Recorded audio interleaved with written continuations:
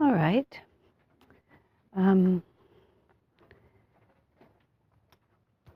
Shall I just let you just keep asking questions till we're done? Or shall I try to take control of the situation? Linda raised a point during the break in relation to your question to Tushima, about the past, because she was pointing out that when your consciousness begins to expand, you get a very different perspective on the past. So even though the events might not change, you actually understand them very differently. You may begin to see what the lesson was that you were supposed to have gained from it. You may understand perhaps somebody's good intentions that you misread. You may understand your own errors in the past. So even though circumstances don't change, because it looks completely different too if you're looking at it like this compared to when you're looking at it like this. So the whole question of how fixed reality is, it's like it looks a different way depending on the angle that you're looking at it.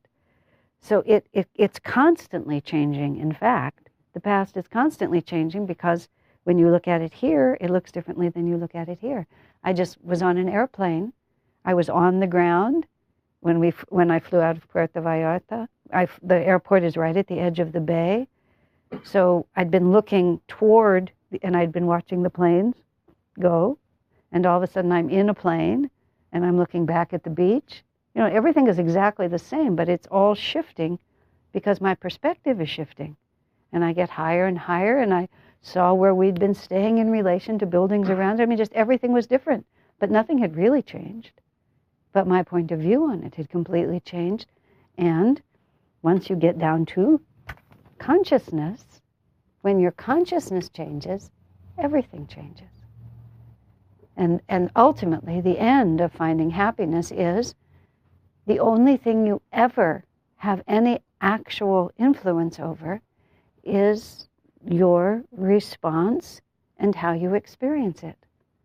But of course, when your response and how you experience changes, then that has an enormous effect on everything also. I mean, we were talking about mothers and their children. Everybody who's tried to raise children knows that those children are amazingly tuned into your reality. And when your reality changes, their reality changes. And the only thing that's really shifted is the vibrations that you're putting out.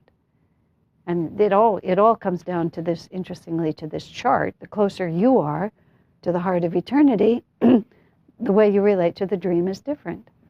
So does that mean the dream changes? The past changes? It's a little hard to say, isn't it?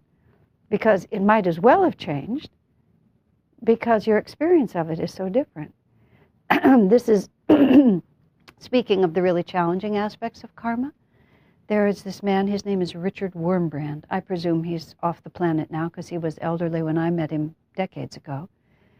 He was a Jew, a Romanian Jew who converted to Christianity.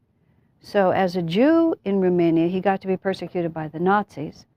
And then when he became a Christian, he got to be persecuted by the communists. So he went through the kind of experiences that are nightmares to the rest of us. Concentration camps, prison. And he wrote a book. He wrote several. He wrote a book called Tortured for Christ. I mean, and it really is. It's just an amazing, awful story of his ability to hold the power and the presence of God against the most challenging circumstances that the human imagination can conjure. And I met this man. We all knew about him because his books were so inspiring. And when I was living at Ananda Village back in the 70s, he came to speak at a local church. He was a very fundamentalist Christian. His theology on paper was very narrow, but his actual experience was infinite. And he came to speak, and a whole bunch of us went to speak. And actually, just the irony of it, it was at one of the local churches, and they had a setup there where there was kind of an arch, and a speaker could stand there, and he could look into two rooms. There was one room on either side of the arch, and so on one side was the congregation of that church, and there were so many of us that we were almost entirely the other side. So he would literally address them for a while, and then he would turn and address us for a while. What he said to us was really different than what he said to them. With us, it was the power of Christ and the formless Christ, the inner experience, the freedom of it. To them, it was, he died for our sins, sort of. It was amazing. And there was another man who had also been through similar experiences.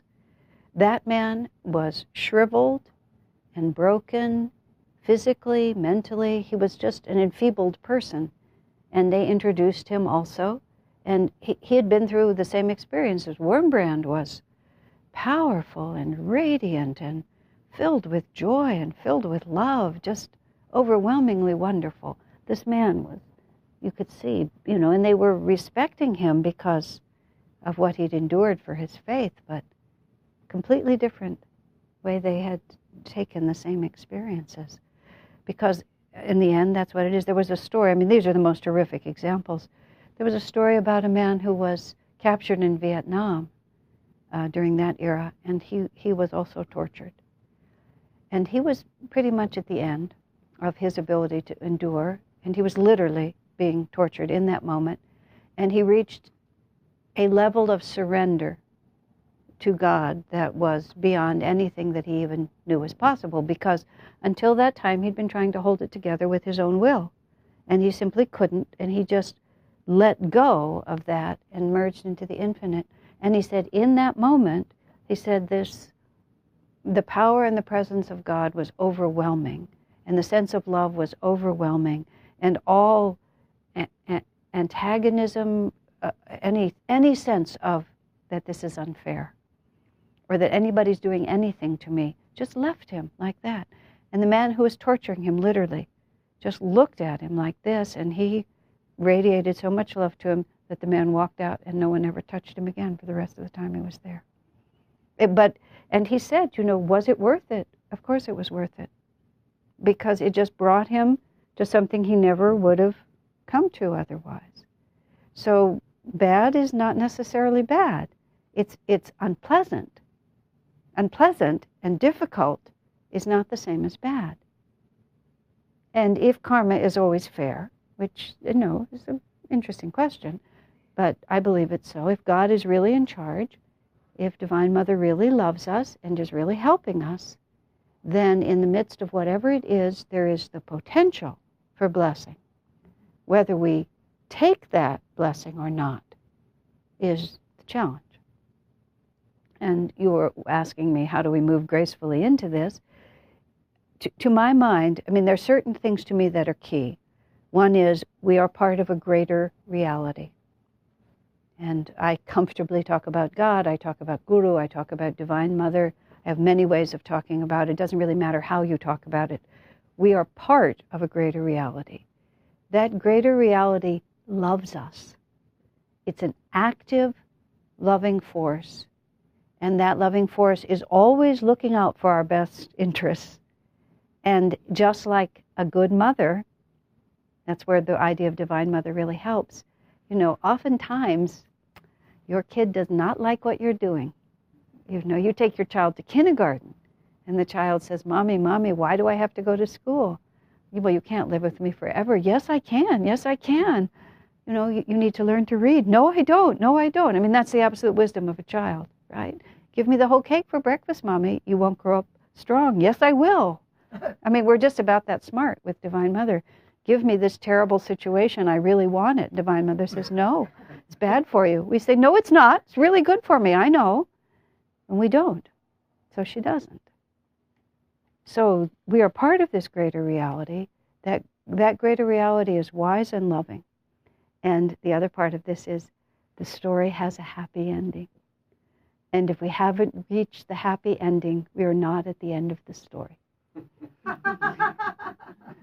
And that's really helpful, because in the middle of the story, if there's no happy ending, we think it's over because somebody has died, somebody seems to be irretrievably lost in some way or another, and the fact of the matter is they may be. You see, this is not, everything is just fine and happens the way it's supposed to happen. It may happen the way it's supposed to happen, but it's often not fine at all. but it's not the end of the story. So if we haven't reached the happy ending, we're not at the end of the story. We're just still in the exciting middle in which the hero falls into the pit and we don't know whether he's going to come out or not. You know, I mean, that's a really exciting part of the story, unless it's you. But if you can get there, we are part of a greater reality. That reality is wise and loves us. The story has a happy ending. Okay? And everything that happens to me is necessary for me to learn something I don't know. And it's never unfair. That doesn't mean people are behaving well, because God is very skillful in finding just the right awful person to execute the lesson that you need. There's a fabulous story, and this is apparently a true story. In Bangkok, there's the Golden Buddha. It's this beautiful Buddha that's all made out of gold, and everybody goes and makes their prayers there. And we went to Thailand a couple of times on our way to and from India, and it's really wonderful. And this is the story that was told to us about this Golden Buddha. It's very ancient. Nobody knows how old it is, but this is its history. At a certain point, the Golden Buddha had a place of honor in some king's place, and they were being invaded by barbarians. And they were afraid they would lose, so they took the Golden Buddha, they covered it with plaster, and they took it from its place of honor and they just set it by the side of a river. So it just looked like a plaster statue sitting by the side of a river of no particular value. There were lots of statues all over the place. So the barbarians came and they took the place and they ruled for a period of time, and that statue just sat out there. And it sat out there for quite a long time. And everybody who remembered why it was there forgot, because that whole regime was gone. So some centuries went by, and then somebody had the idea that it was a very nice statue and maybe it should be given a place of honor. So they decided they would move it. And it was very heavy, and it was very difficult to move, but somebody was willing to move it, so they got a cart, and they sort of started moving this thing in. And at a certain point, it was too heavy for the cart. The cart began to totter, and the cart falls over. The statue hits the ground, the plaster breaks off, and they realize it's gold inside. So this is how they find out. Now, what I love about this story, first of all, there's some engineer who had the chutzpah to say, I can move the statue, right? Mm-hmm. You can imagine him lying awake at night before they moved the statue, saying to his wife, I hope it works, I hope it works, you know? He had the courage to try, but he wasn't quite competent enough to succeed, right? So God had to find someone who had both of those qualities. If he'd found an engineer who was competent enough to move it, they never would have discovered what was inside, right? And then there's the moment where he's watching all his hard work just go like this. You know, all his calculations are wrong, and the thing falls over, right? And so this is the hero's falling into the pit. The king's going to cut my head off, whatever the jeopardy was, there it's going. But then then it smashes. But then after it smashes, he realizes, oh, we were going somewhere that I never knew where we were going, right? So if we know that we are part of a greater reality, that there is a wise and loving mother who's in charge, and if we haven't reached the happy ending, we're not at the end of the story, that this is affair, this just has to happen because this is the only way the plot can unfold. You see how differently you would respond to everything in your life, because you realize that the only thing I'm ever experiencing is the energy with which I respond.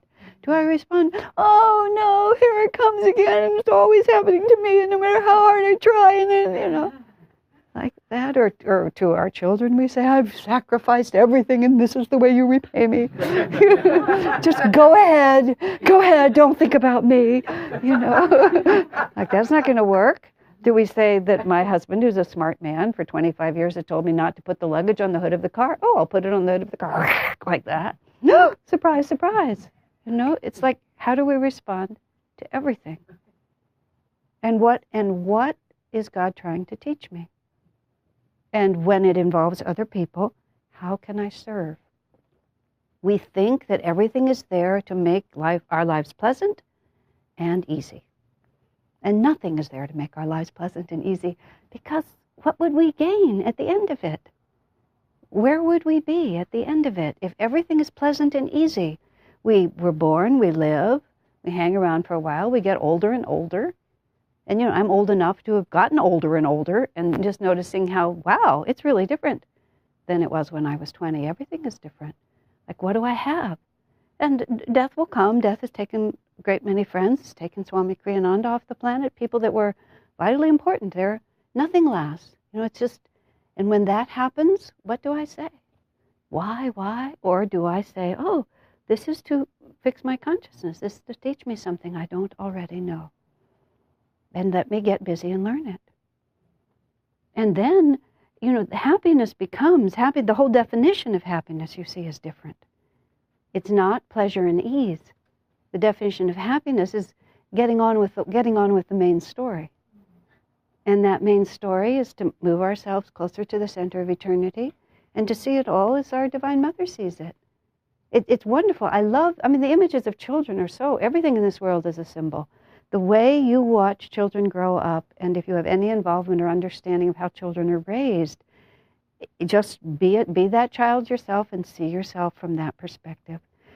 With living and knowing Swami Kriyananda as I did for so long, his perspective was so expansive, and he was such a extraordinary example of wise and loving divinity. Just always helping us. And sometimes I think, oh my gosh, what we look like to him, just children playing in the mud, so serious about our little mud pies and so serious about our little commitment. But I'll give you a specific example. When I was 22 and he was, I think, 43 or 44 when I met him, 43. So there was, obviously there was always a 21-year gap between us.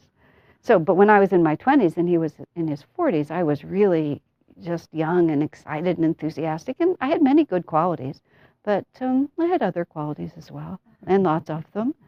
And I was an asset overall, but I was also a real trial. And when I got to be 44 and I was working with people who were the same age as me, as I had been when I started, it was really tempting sometimes to say things like, "You're just a child. What do you know?"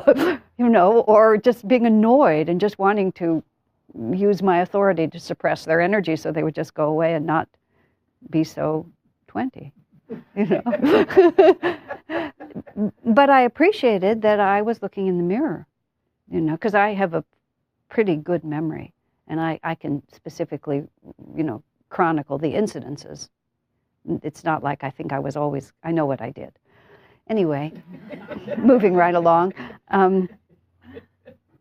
I realized that in all the years I had known Swamiji, he had never, and I mean this, he had never referred to my lack of experience or my age. Not once. And it was like a neon sign I was wearing, but he never said it. And so I saw him after this sort of revelation came to me, and I said, "Swamiji, I really want to thank you." And I said, I realized you never, in all that time, even though my immaturity was so self-evident, you never referred to it. So he accepted that graciously, but he had a look on his face that I knew that the conversation wasn't finished. And then after he accepted what I said, because it was appropriate for me to express appreciation, so he accepted it. But then he said, "I never noticed." That was what he said. He said, "I never see anybody's age." He said, "That's just a factor of the body. The soul is ageless." He said, "I don't look at people." He said, "I look into them. I look into their eyes." And so he never defined me as I defined myself. He defined me as the jiva on its way to soul freedom. And, I was young now. He was older. He'd been young when I was older. It just, what difference did it make? And I realized in that so many important things that, yes, it's good to affirm the right attitude. And it's a good idea to discipline your consciousness to behave rightly, according to what you know is the ideal.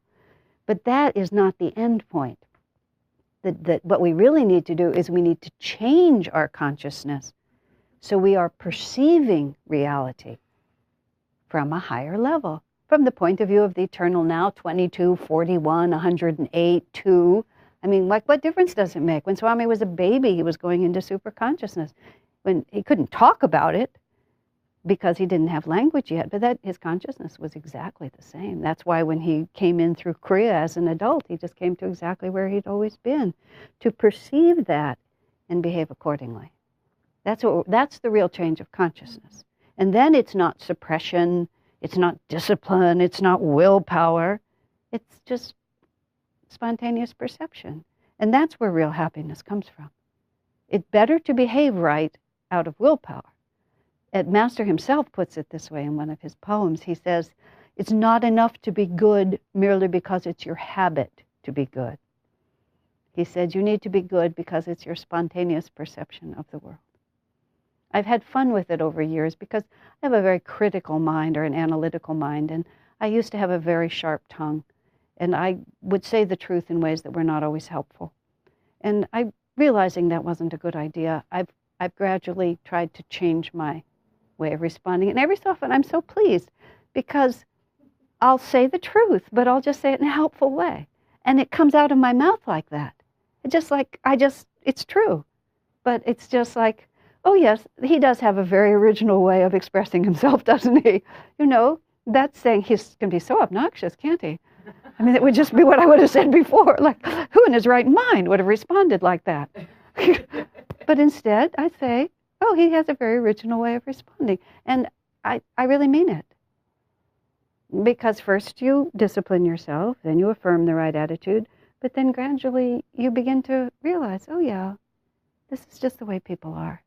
And I want to serve them. I don't want to just serve myself. And how helpful is it to be telling everybody what a turkey they are, really? When, you know, I'm very willing to help people, and I try to say yes of whatever I'm asked.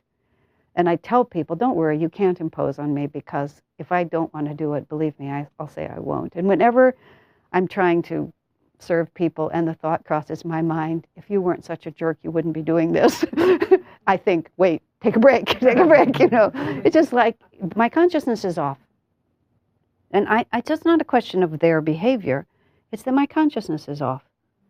And if I can just pull back into myself, get closer to my infinite nature, then I can look at exactly the same situation. And yes, of course, but they're learning what they have to learn.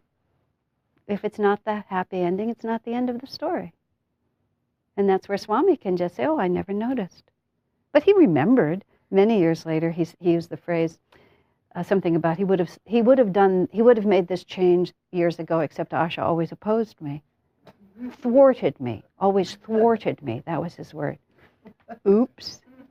And I remember distinctly that I did thwart him. And then I said, I thwarted you quite a lot, didn't I? He just said, yes. You know, just because ignorant as I was, it didn't stop me from expressing my point of view. And he was respectful and didn't want to directly contradict me. So I gave him a global apology, and he accepted it because it was owed. But at the time, he wanted to serve me, and it wouldn't have served me to have suppressed my energy. Because overall, you know, I was worth it. It was like the good was going to outrun the bad in the end, so he worked on it. But you see, that's real service. When even intentions that he knew were good intentions, he would still think in terms of all the people. And I'm just one, you know, I'm just one. There were literally thousands of us. Does that make sense? These are very high ideals. But the only way, I mean, I don't see any reason to mince words. You can take shortcuts and, you know, patch the dam a little bit, and it'll hold for a while, but it's just going to spring a leak somewhere else. You know, you really need to just go to the foundation here and look for what we're really looking for. Okay, questions, thoughts? My goodness, have you dried up? I shouldn't have given you a break. Yes. My question would have been about just expanding a little bit on relationships. Sure. So if I want to serve in a relationship, I allow that person to do their own. No, not necessarily. The key word in relationship is you have to respond appropriately. Because if somebody is doing something that's entirely inappropriate, for you to give them the impression that that's just fine is in no way serving them. Now, you can respond at different levels. You know, if someone is inappropriate and you're furious about it, it's still better for you to stop their energy. Ideally, you can be calmly centered, absolutely firm, and still stop their energy. But it's better to stop their energy. You hit the highest level that you can hit. Because, see, people make a grave mistake, and they think that to serve people means that you're nice. Not necessarily. I mean, think about the mother. I literally knew a woman who didn't like to hear her children cry. And she raised the most helpless, spoiled children. They were just impossible. They couldn't function in the world because she never wanted them to cry. That's not love. That's absolute cowardice. You know, you have to behave appropriately. And you do it with as pure a heart as you can, but you still have to do it. Because sometimes it's your own fear, and for you also, you see, appropriate includes you. This is what people sometimes don't understand.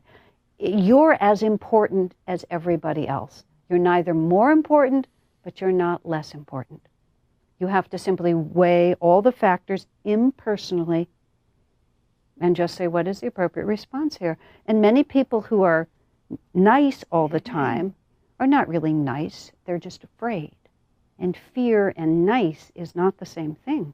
Fear is not an appropriate response, and fear does not move you into the center. So truth is how you serve people with the purest that you can do. But in Swamiji, many times I said, well, sir, I didn't say anything because I was so upset. He said, speak up anyway. Better to speak the truth with a lot of emotion than to not speak it. Because at least if you bring it out, you can start working with it. And you just be as honest as you can. On a scale of 1 to 10, if you're only a 2, still go there. But you know that I'm a 2. You go there as honestly as you can. Oh, I'm really upset, but being quiet is not an option here. Fair? Yeah, it's a very important distinction. Yeah. A lot of times, though, I have said things so in a real hurtful, abrupt way, like you were talking about. Mm-hmm. So now I might step back and then go back.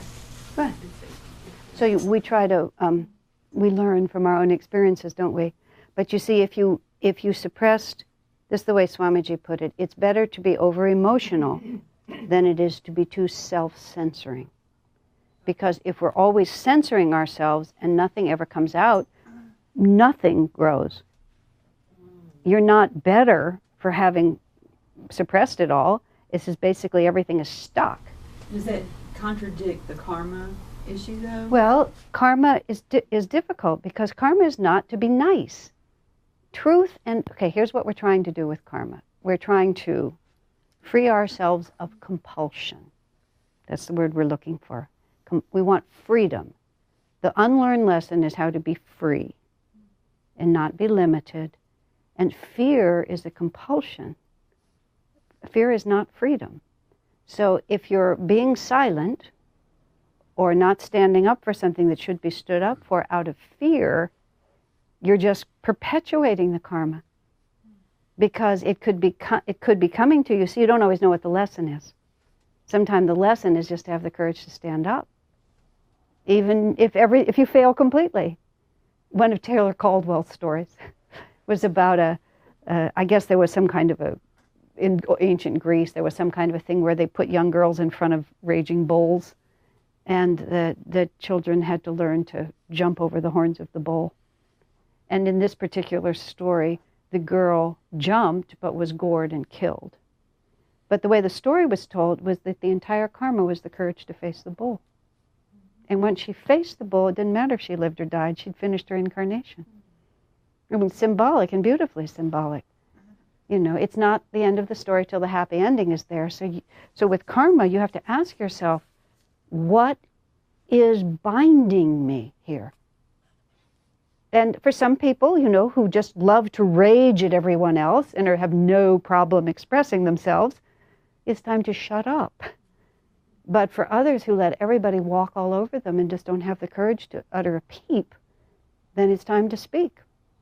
And it's better to speak in chaos than to be silent any longer. Yeah? A case in point is a couple of relatives that I had, that she was so passive, and he was belligerent, became an alcoholic, and I think because there was nothing to butt up against. Yes, exactly. He died an alcoholic at 40. Yeah. Her response was inappropriate. Exactly. And she was looking good.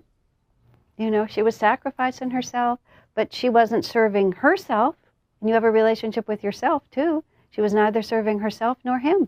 And in retrospect, I see the weakness and the fear. Yeah, exactly. That was there to keep her from, putting the skids on this and saying no. So your relationship, you have to realize, is also with your own self. And you could choose yourself. Sometimes you are the most important person in the room. You just are. This person is just too selfish for me to think about. I've had to tell mothers that sometimes. One mother was talking to me once, and I said, I wish you could tell me one inspiring story about your children. But I think you've just got this selfish crowd, and I just don't see any value in your constantly sacrificing yourself for them. And I mean, that was a hard truth. But I'd known her for a long time, and it was just the truth. I said, you know this, I don't know where you got these people, but whoever they are, enough already. Will we help create them? Well, no, not really. Here's how Swamiji put it. I said this during the break. Swamiji said, the mother and father create the body through which the soul can express its destiny. But the parents create neither the destiny nor the soul. Now, of course, you influence and you have a responsibility, but I'm going to draw this picture. I'll take the eternal now off the board here. I will say it again. Here goes the eternal now. Okay, the parents create the body through which the soul expresses its destiny, but the parents create neither the soul nor its destiny. Think about it. Of course you don't. Think how many times people have sex and how few times they conceive. I mean, there's more going on. It's not just you guys, right? Somebody else is involved. But think of it also like this. Let's say this is the trajectory of one incarnation. Like, you're going, you start, you go through the whole thing, and then you pass away. And, from the same origin point of this soul, you've done this really a lot of times. You've done this a lot of times. You've done this a lot of times, a lot of times, a lot of times. Okay? Reincarnation is essential. In every incarnation, you had parents, right?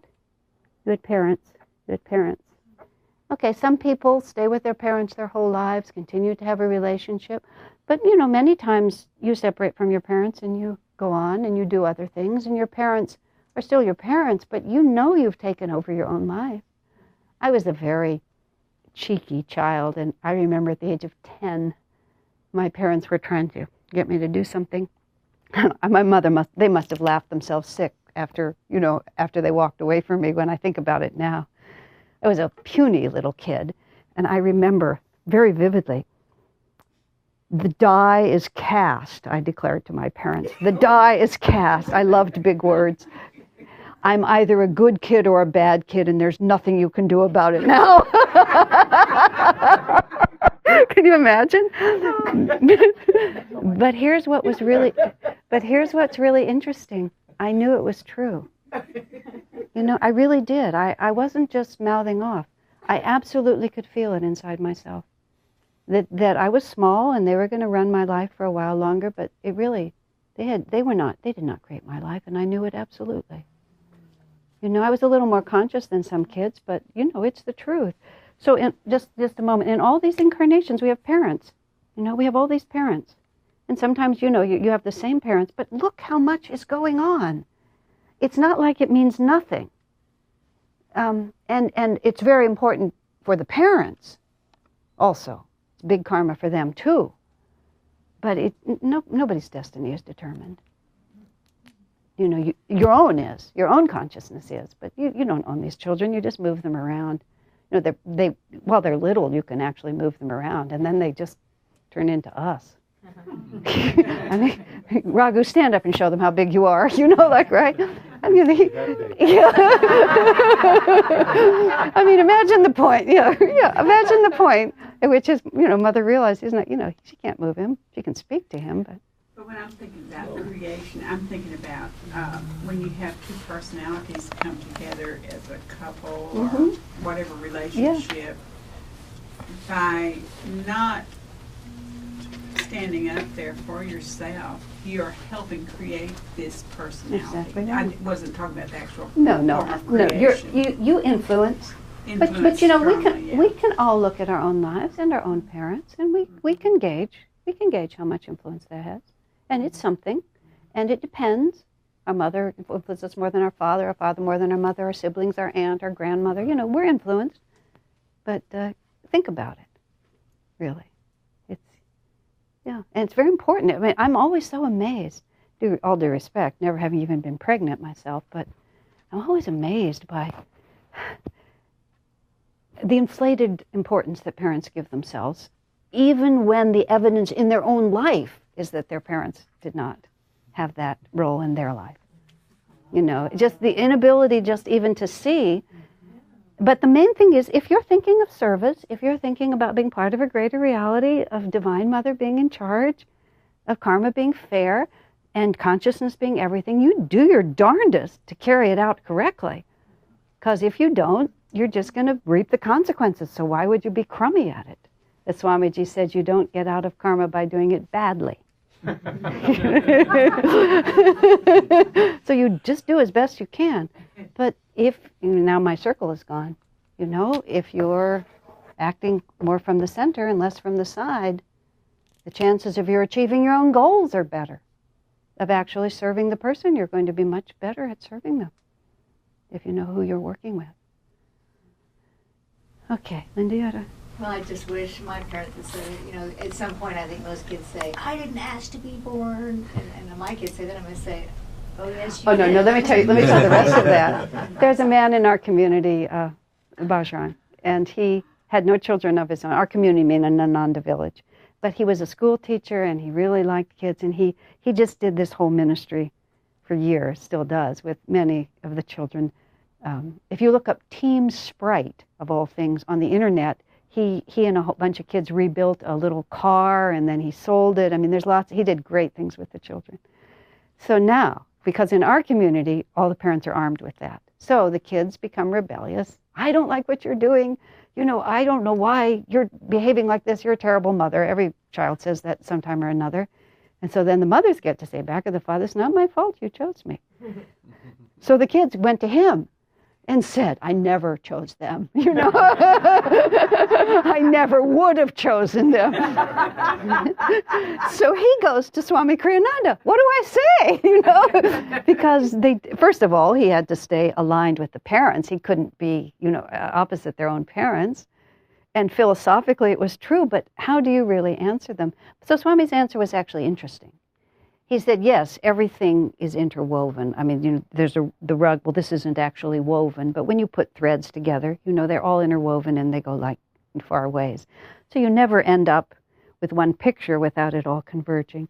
But Swamiji said you don't actually literally select every piece of it. He said you go with flows of energy. And often in a family, you won't be that deeply connected. The thread right next to you might not necessarily be your mother or your father. Or it might be only your mother and not your father. It might be your sibling. It might even be, well, how can I put this? Sometimes a person who intends to live a spiritual life does not want to be that closely connected to their physical family because they want to be able to travel lightly through this world and go on to their spiritual life. So they will, to use Swami's phrase, choose a body that is good enough, or even choose a body that just, you know, the karma's light. Or there'll be one person, you'll be very deeply attached to your mother, and then all your siblings and the rest of the story will just come in with her. But in order to be with her, that's where you had to be. You see? And then it's like your circles coincide. This is your mother, let's say, and this is you. And you intersect like that, but then she's got this whole arc over here that's all that she chose, that she's bringing in with her. And you have all this that's really going to be your life on this side, and you only intersect like that, you see. So, yes, they did choose you. And yes, you can put it all back on them, and it is their fault. One little girl, let me just say this one little boy, he was really mad at his mom. He was sick. This was the woman who wasn't on the spiritual path, and only later did she tell me this story, because I said these things. Her son was mad at her, 5 years old. "You're a terrible mother. I hate you." It happens. He stomps out of the room, and then this is not enough. He goes back and he said, "You weren't even my first choice."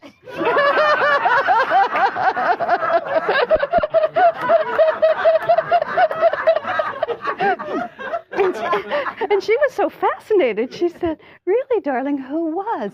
And he answered her, "A lady in the Philippines, but she was taken."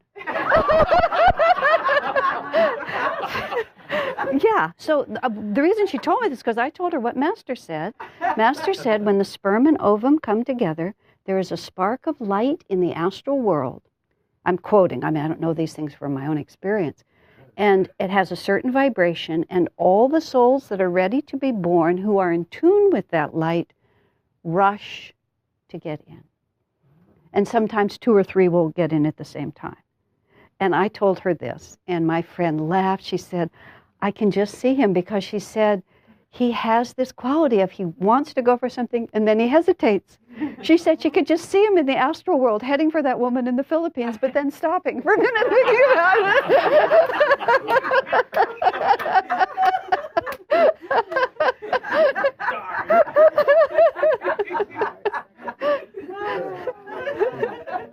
And he's like, out of my way. Yeah, and some are like that, out of my way. Yeah, exactly.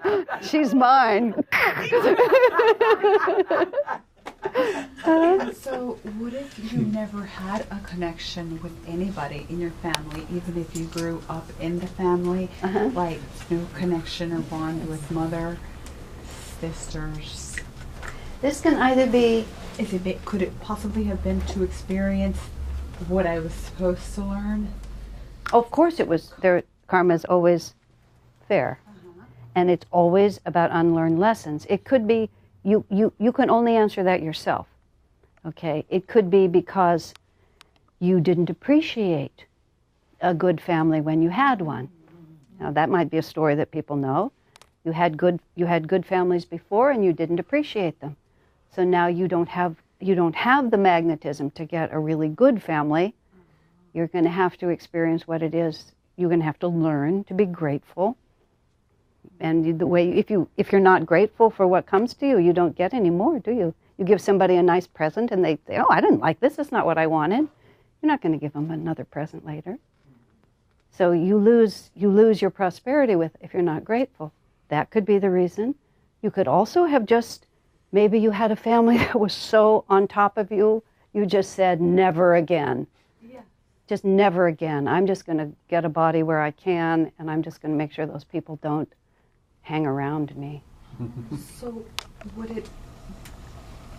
that was my situation. And so I was just not connected to any of them in any way. And so there was so much negativity and so much chaos that I decided to move away from it all and to keep a distance. And maybe now it's just a phone call every once in a while, and that's as far as I allow it to touch me.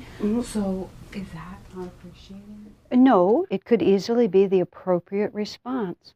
And maybe in previous lifetimes you didn't have the nerve to respond appropriately. Maybe you let them own you and you were just swallowed up by them. You didn't have the self-esteem to just say, "I'm sorry, I'm not interested."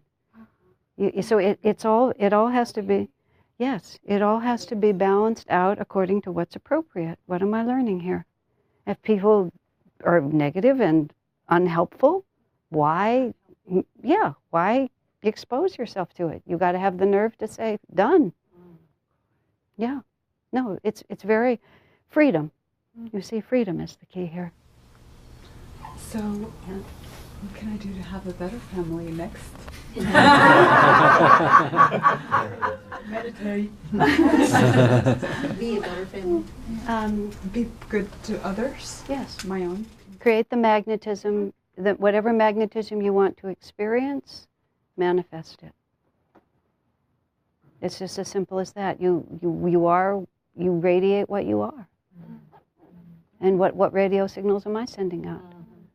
And appropriate, this behavior is not appropriate. I'm not going to accept that from you. If I hate you because you treated me this way, ooh, that's not such a good response. But just well, that's your reality, it's not mine.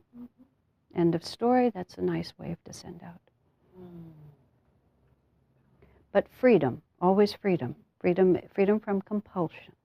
I married in this lifetime. I lived for a time as a renunciate. Then I have a wonderful husband. It's been a wonderful life together. I'd be very happy to live with him many times again. But I married him out of compulsion.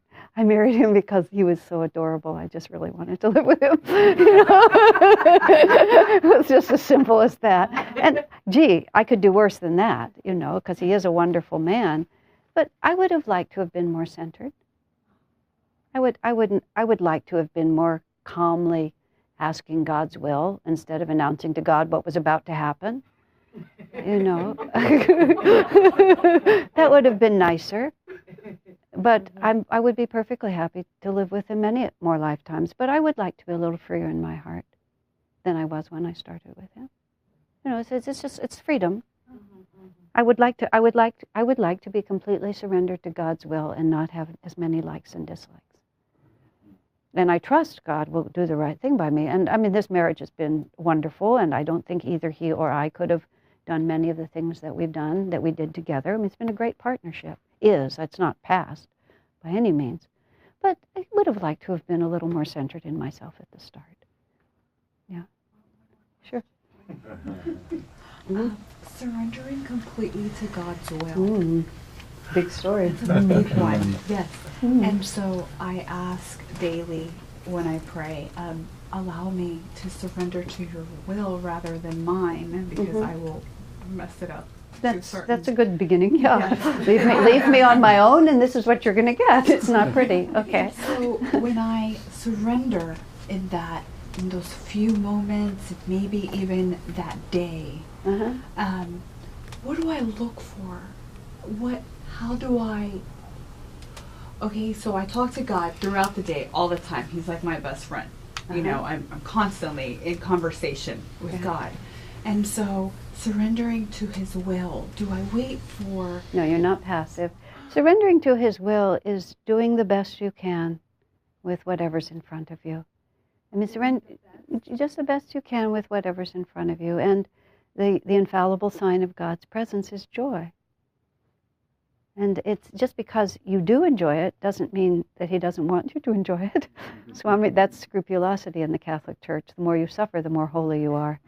Swamiji, I mean, we fall into that. I fell into that. Swami looked at me and said, God does not want you to be unhappy.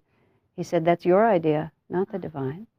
So joy is what you should do. And just find the joy, whatever it is. And yeah, use your common sense. It's really not as complicated as you think. It's just a question of just going along and trying to, in every situation, not complain, rise with good energy, try to serve, and you'll find that it flows. Yeah. I can go on, and I'm quite happy to, but I also I'm a great respecter of time, and I believe we have actually hit the announced limit of our experience here, so I would like to allow you all to exit if you want to or need to. And I'm also perfectly happy to stay and talk to as many of you as may want to, so I'll do both. Okay? And I'm giving a class tonight at the Meditation Center. I'll be here tomorrow morning for Sunday service, and then we're bipping over to Lakewood. I don't know where we're going, somebody will put me in a car. And we're going somewhere else. So there's 3 more programs before I go back to California. We're going out to lunch, and everyone is welcome. So, I got a question. I think I've been doing. Let me give pause, and you won't be rude if you walk out at this point. Okay. Yeah. The question, I think I've been doing it all wrong, because sometimes I feel like, well, I've heard that you reincarnate with groups. So these people that you're around daily or whatever, you're going to have to come back and see again. Not necessarily, no. You can learn, if you learn the lesson, you won't have to see them again. If they haven't learned the lesson, they still have to learn it, but you don't have to learn it with you. They get to learn it from someone else. Feel that negative, you don't have to be around them. You can finish it all by yourself. You don't have to be nice to them. No, you don't have to be nice. Just what, your name again? Evie was asking. No, you just have to behave appropriately. And if they're just not behaving appropriately and nothing you do is going to teach them, you can't hasten their evolution, but you can extricate yourself from it. Swami was very explicit with me on that. He said, if you learn the lesson, he'll learn it with someone else. You just learn it for yourself.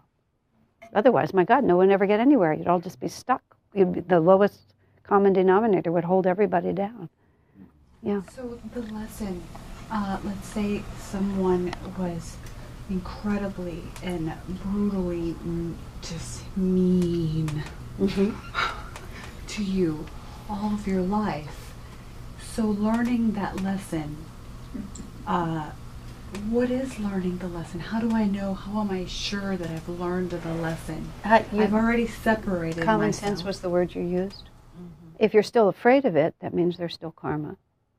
Swamiji said, when I asked him, I actually asked him a different question, and this is the answer he gave me, that if fear and longing are the two things that bind you. So if you long for something, or if you fear it. And if you fear it, it doesn't mean that you have to go back and stand in front of the powerful person who beat you up. It just means you have to keep working in your heart to be unafraid of it. But Master said, if you know you're going to be defeated, then he said, run away. Yeah. And so if you feel peace with the separation and the distance. Or even if you feel no peace with it, but if you go back into it, you're just going to lose again, you just stay away. So you've learned the lesson. Yeah, well, no. The lesson may at this point be to recognize my limits. To not be so egotistical as to imagine that I can face that and succeed at it. I think somebody here is responding, amen, over on this side. Yeah. I just this negativity is so much bigger than my capacity to face it. My lesson right now is to hide from this negativity.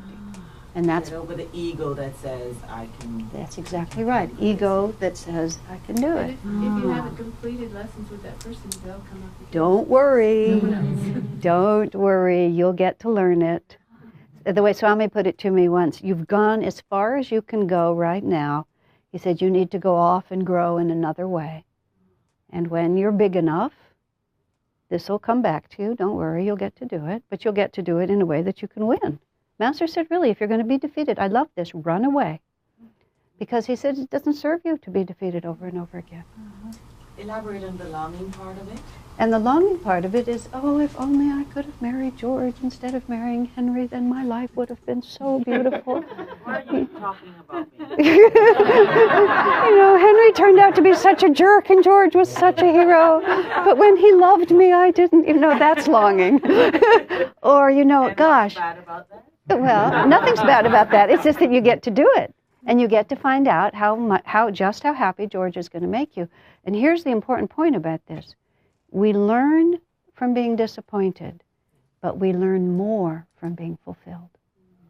Because as long as we don't get it, we imagine that there's a happiness there that has been denied to me.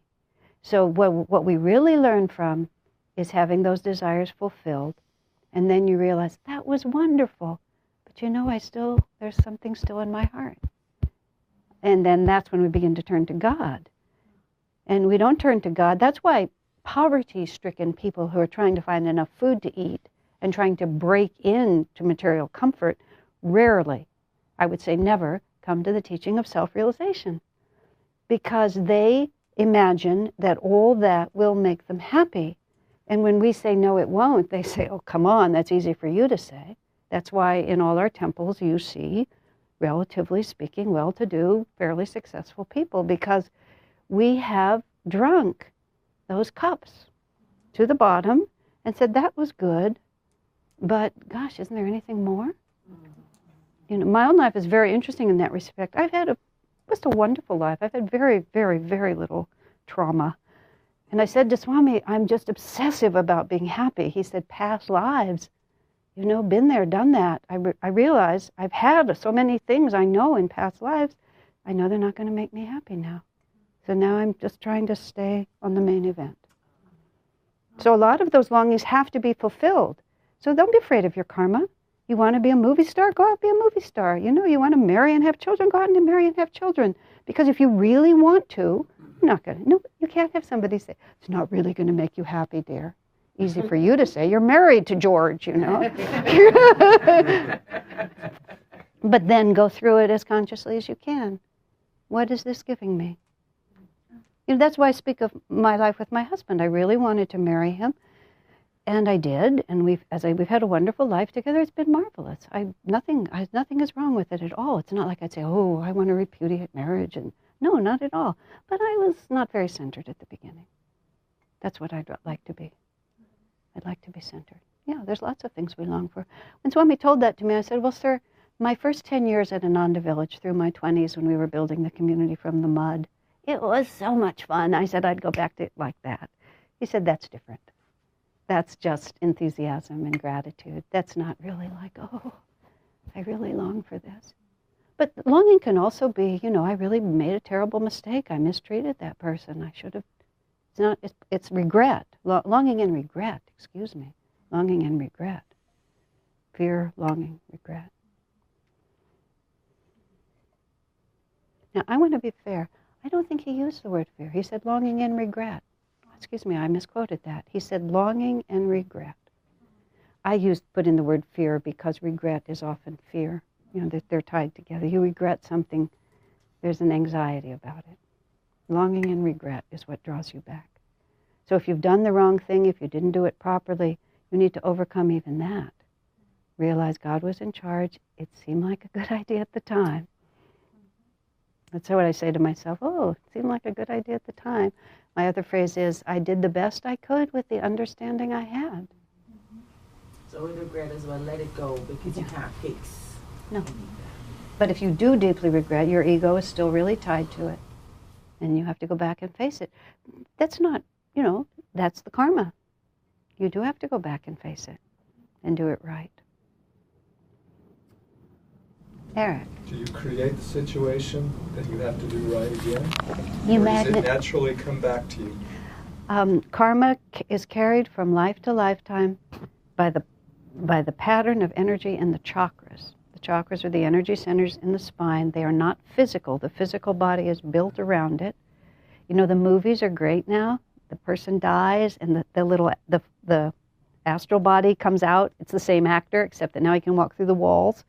You know, he's the same guy. That's actually very true. But what comes out is the energy pattern imprinted on the chakras that caused you to manifest this particular physical body. This particular body falls off exactly as if you take your coat off and you're still there. And it goes, and in the astral world, the vibrations of energy, and this is a very short lesson of a very long subject, every action, every attitude, everything you do in your whole life has a vibration on the spectrum of consciousness between absolute affirmation of the material world and your selfish interest to the level of a Christ consciousness. And everything you do falls somewhere on that spectrum. That spectrum is reflected in your chakras. So every time you do anything, the energy of what you've done becomes a vibration of energy in the chakras. Now, this is not physical, so there's no space limitations here. And at the end of it, you have a certain magnetism, don't you? And that's the aura that people read. You know, everybody has magnetism. You can feel it. And what they're just walking around. It's metaphysics. It's not, there's nothing mysterious about it. When your physical body dies, that energy pattern is really what defines you. Your physical body was quite incidental, literally like your clothes. So that energy pattern goes on, and it hangs out in the astral world. And when the karma of longing and regret make it time for you to need to take another physical body because you need to go through this again, that energy pattern finds another appropriate energy pattern, and you find yourself in a body, and all that energy is radiating, just like this. So then all the other souls, either the other jivas that you're specifically going to meet again, they all start moving like this. It's an energy universe. Everything is interconnected. So you're just sitting there vibrating like that, like that. And you're magnetizing. The other jivas. Exactly. That was kind of the answer to my question. I was actually thinking if you want to develop courage, you don't exactly have to go out and find a war to walk into. Well, sometimes you do. Sometimes you do. And that's exactly right. Answer. Yeah, that's where your karma comes from. You are drawn to do that which you need to do in order to fulfill the karma, the unfinished karma within you. So you could put yourself in a circumstance Why do you think men saw would challenge you in a way to rise above that? That's why, people need to be soldiers. Sometimes to be a soldier is going up. Sometimes for someone else to be a soldier is going down. But for someone else to be a soldier could be going up. It could be a very, very important self-sacrificing, self-discipline experience. So that's when you stop judging. You really do stop judging because you realize, wow, look what it's fascinating. You think, wow, that's tough karma. But still, that's why it's always fair. Yes. Similar to the question about children, soldiers with their PTSD, how do you wrap your brain around what happens to them when they can't escape? Well, they're caught in the subconscious, aren't they? Yeah, it's imprinted itself. It's imprinted itself so deeply. The way to deal with all of that is think of it like this: if you have a white expanse here and there's a dark black spot, if you stand here, everything is black. So the only way to really deal with that is to just back up from it and get a bigger perspective. I am part of a greater reality. I have a loving divine mother who's giving me the experiences I need. All karma is fair. What am I supposed to be learning here? And that's tough karma. But it's always fair. So just back away from... And serve them in any way you can. But if they can't let go of it, you just have to figure out what your appropriate response is. How much can I help? And you're helping them to back away from it. You try to expand their perspective. Actually, we had a group of wounded warriors come to our community once they had a retreat at our Expanding Light, and it turned out to be a tremendously positive environment for them, because the perspective that we had collectively, we had compassion, but we weren't freaked out. Because you're living in this bigger picture. Yeah, that's tough karma. There's no question about that. But there was a relaxation about our ability to relate to it. Yeah. Yes. So, just listening to everything you're saying about, we are souls, hanging out in the astral world, and then we find a body to work on our own journey and all that. Yeah. Because we're part of a very big family, and how do I help my mother? How can I help her to not take personal responsibility for everybody's choices? You know what I'm saying? I don't really. We're all.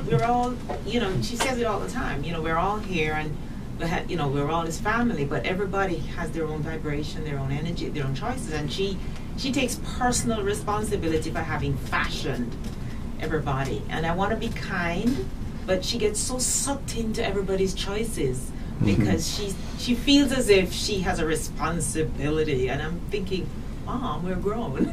Well, you're not responsible anymore. Okay, if you're standing here, and if your mother's standing here, and that's where you want her to go, okay, I think to get to there, she's got to go to here first. Mm-hmm.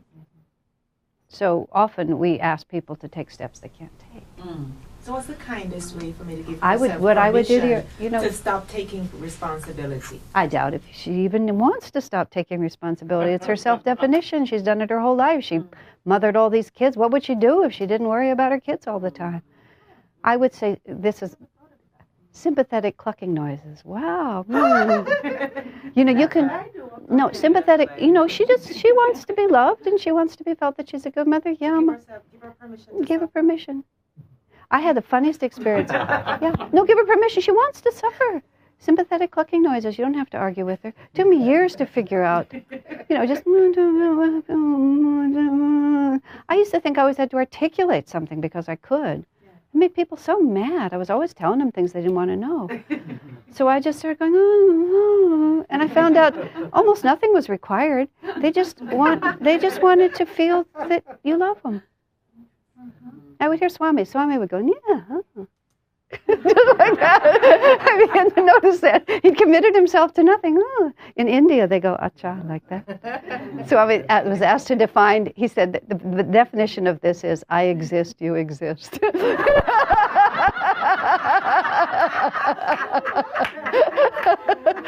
No, you'll find, and your mom will love you for it. Well, I was raised Jewish. My mother never was into Ananda at all, but she would follow various things. And when we had the oratorio, we wrote the oratorio, and it was all about Christ, my mother decided we had become Christians.